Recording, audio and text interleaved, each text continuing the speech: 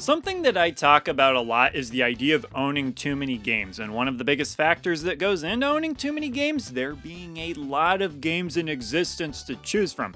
And if we're talking retro gaming, yeah, multiple consoles over multiple generations, it's a lot of games. Every now and then, one of my friends who only plays modern games will ask me if I've played some new game that's come out in the last 3 months, to which I respond, I'm still working on 1993 here, buddy. I don't need new games to be coming out in order to have something to play. Now sure, I'll sneak a newer game in here and there, but point is there are a ton of older games to play. And the thing with retro gamers is a lot of us have multiple consoles. These aren't the old days of wishing, hoping, and praying that your parents will come through for you and get you that one console you've been wanting.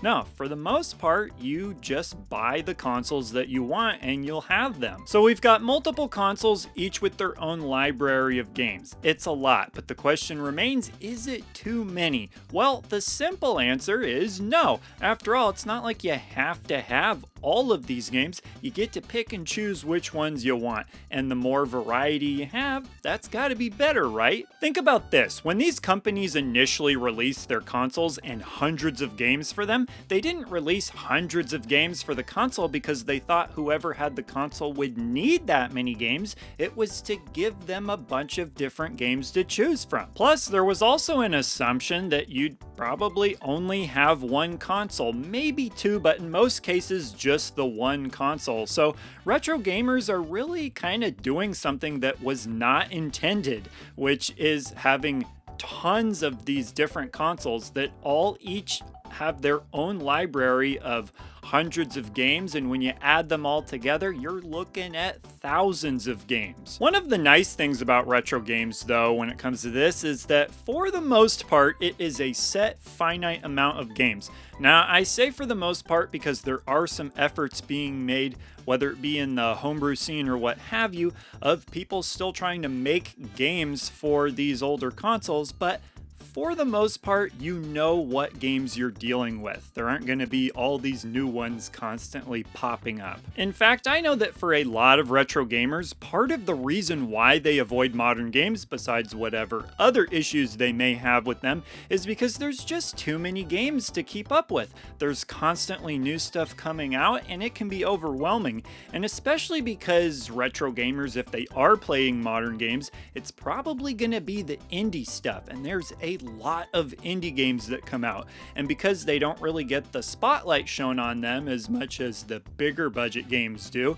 it can be really hard to keep track of what's worthwhile and what's not. I think the reason why the question, are there too many games, is even a question at all to begin with. For some of us, I know for some of you it may not be a question, but the reason why it is a question for some of us is because the more games there are in existence, the more games there are that we have to consider whether we want to play them or not, because we don't want to miss out on something that we may potentially enjoy. There's a reason why none of us are asking the question, are there too many sponges? Because if there's some miracle sponge out there that we never got to use, we could live with that. Think about this. You're lying on your deathbed in your final minutes of your life, and somebody says, hey, check out this sponge, it's incredible, and you never got to use it. You are going to die now having never used this sponge. You'd be like, yeah, okay, I can live with that. But say you're lying on your deathbed and somebody shows you Super Mario World. Somehow you've been a gamer your whole life and never heard of Super Mario World.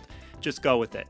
You'd be pissed. You'd be like, oh my goodness, I missed out on this. And you know, now that I think about it, washing dishes can really suck. So maybe there are some of you who would be really pissed off if there was a miracle sponge that you missed out on. Another potential problem that could come from having too many different games that you're considering is that it pulls you away from the games that you already have, being able to play them. It's kind of hard to play the games that you already have if you're constantly like, oh, what about that game or this game? you're on your computer researching all these games you don't have when sitting in your game room is a whole bunch of perfectly good games that you could be playing instead. Also, perhaps the more appropriate question wouldn't be, are there too many games, but rather, are there too many good games? After all, the bad games, we've got a real simple solution for those. We just ignore them. Problem is, we don't necessarily know if a game is a good game or a bad game until we've evaluated it, and that's going to take some time to do.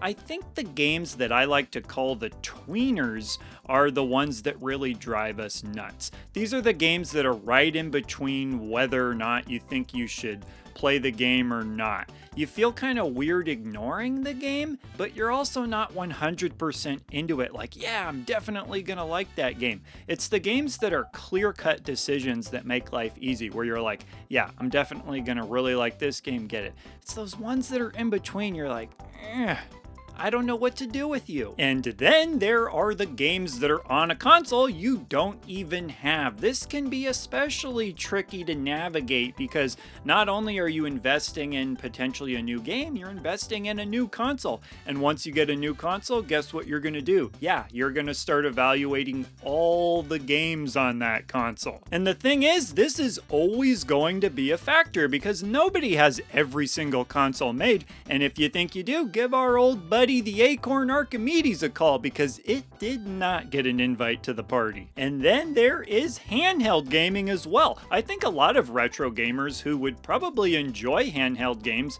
just ignore them because, again, it's just too much to consider. Now look, I get it. At the end of the day, it's not like we would just want some of these games to not exist or something, but it is interesting to ask in terms of having so many different games to evaluate and choose from. Alright, but with all of that said, my question for this video is something that I actually think about all the time, so I'd be really curious to hear what you all have to say.